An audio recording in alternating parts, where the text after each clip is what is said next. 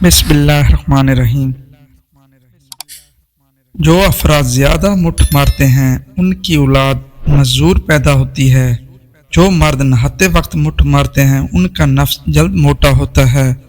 جو سرسوں کے تیل میں مٹھ مارتے ہیں ان کا نفس جلد دبلا ہو جاتا ہے۔ جو مرد زیتون کے تیل سے مٹھ مارتے ہیں ان کا نفس جلدی لمبا ہو جاتا ہے۔ جو مرد بیوی کو کھڑے ہو کر جمع کرتے ہیں وہ 20 منٹ سے پہلے فارغ نہیں ہوتے۔ جو مرد جھولی میں بٹھا کر بیوی کو جمع کرتے ہیں وہ جلدی فارغ ہو جاتے ہیں۔ وہ عورت مرد کو آسانی سے فارغ نہیں ہونے دیتی جو نفس منہ میں لیتی ہے۔ جو عورت مونگ پھلی کھا کر شوہر کے ساتھ جمع کرتی ہے وہ مرد کو پورا لطف دیتی ہے۔ جو عورت جماع کے دوران خود لعاب نفس پر لگاتی ہے وہ نفس کبھی بوڑھا نہیں ہوتا۔ جو عورت اوپر بیٹھ کر جماع کرواتی ہے اس کی شہوت عام عورت سے زیادہ ہوتی ہے۔ جو بیوی اپنے شوہر کو ہاتھ سے فارغ کرتی ہے وہ عورت کسی اور مرد کو پسند کرتی ہے۔ عورت کو کالا نمک چٹا کر جماع کرو، منی دیر سے نکلے گی۔ جس عورت کے بال زیادہ کالے ہوں اس کی شرمگاہ زیادہ سفید ہوتی ہے۔ جس عورت کی آنکھیں بھوری ہوں اس کی شرمگاہ لال سرخ ہوتی ہے۔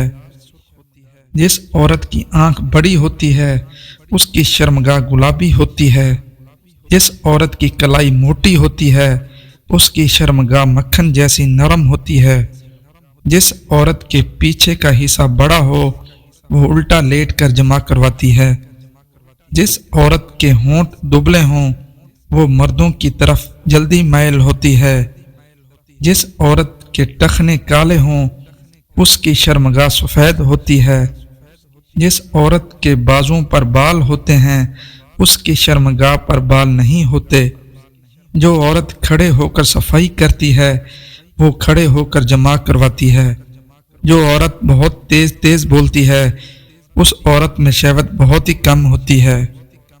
جس عورت کے بدن سے بدبو آئے ایسی عورت زانی ہوتی ہے۔ کچی لسی میں کاجو ڈال کر روز 3 گلاس پیا کرو، 3 دن میں نفس گھوڑے جیسا بن جائے گا۔ جس عورت کی چھاتیاں لٹکی ہوئی ہوتی ہیں وہ مرد کو کبھی خوش نہیں رکھ سکتی۔